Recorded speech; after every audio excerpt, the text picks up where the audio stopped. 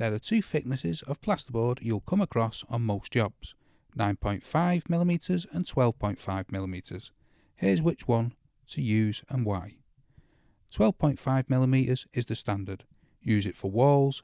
It's rigid, hard, takes fixings well, and gives a solid feel to the finished surface.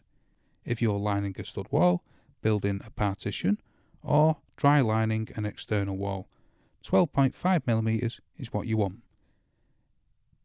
It's what builders use as a default and what most merchants stock in the largest quantities. 9.5mm is lighter and is mostly used on ceilings. Holding boards overhead while screwing them into joist is hard work. Shaving a few kilograms per sheet makes a real difference over a full ceiling. It's also used where slight weight saving matters on walls, but it's less rigid and more prone to denting, so it's not the first choice for wall application. The simple rule: wall gets 12.5mm, ceilings can use 9.5mm. In most cases, that's all you need to know. Beyond those two, there are 15 and 19mm boards.